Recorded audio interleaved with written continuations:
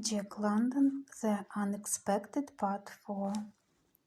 At the first shot, Duchess sank upon the table, overturning his mug of coffee, his yellow mop of hair dabbling in his plate of mush, his forehead, which pressed upon the near edge of the plate,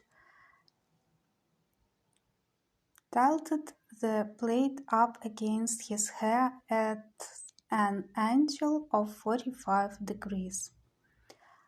Harky was in the air in his spring to his feet at the second shot, and he pitched face down upon the floor, his "My God" gurgling and dying in his throat. It was the unexpected. Hans and Edith were stunned. They sat at a table with bodies tense, their eyes fixed in a fascinated gaze upon the murderer. Dimly they saw him through the smoke of the powder, and in the silence nothing was to be heard save the drip of Duchess' spilled coffee on the floor. Deneen threw open the breech of the shotgun, ejecting the empty shells. Holding the gun with one hand, he reached with the other into his pocket for fresh shells. He was thrusting the shells into the gun when Edith Nelson was aroused to action. It was patent that he intended to kill Hans and her. For a space of possibly 3 seconds of time, she had been dazed and paralyzed by the horrible and inconceivable form in which the unexpected had made its appearance. Then she rose to it, grappled with it. She grappled with it concretely, making a cat-like leap for the murderer and gripping his neck close with both her hands. The impact of her body sent him stumbling backward several steps. He tried to shake her loose and still retained his hold on the gun. This was awkward, for her firm flesh body had become a cat's. She threw herself to one side and with her grip at his throat nearly jerked him to the floor. He straightened himself and whirled swiftly. Still faithful to her hold, her body followed the circle of his throat so that her feet left the floor, and she swung through the air, fastened to his throat by her hands. The whirl culminated in a collision with a chair, and the man and woman crashed to the floor in a wild struggling fall that extended itself across half the length of the room. Hans Nelson was half a second behind his wife in rising to the unexpected. His nerve receded and mental processes were slower than hers.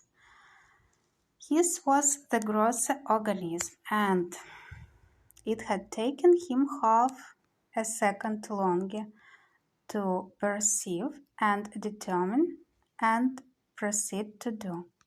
She had already flown at Deneen and gripped his throat when Hans sprang to his feet. But her coolness was not his. He was in a blind fury, a berserker rage.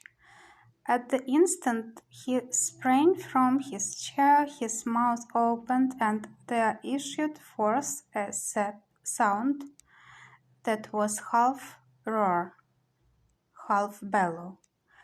The whirl of the two bodies had already started, and still roaring or bellowing, he pursued this whirl down the room, overtaking it when it fell to the floor.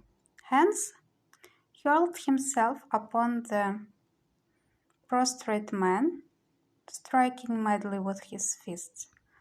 They were sledge-like blows, and when Edith felt Danny's body relax, she loosed her grip and rolled clear. She lay on the floor, panting and watching. The fury of blows continued to rain down. Danny did not seem to mind the blows. He did not even move. Then it dawned upon her that he was unconscious. She cried out to Hans to stop. She cried out again, but he paid no heed to her voice. She caught him by the arm, but her clinging to it merely impeded his effort. It was no reasoned impulse that stirred her to do what she then did. Nor was it a sense of pity, nor obedience to the thou shalt not of religion.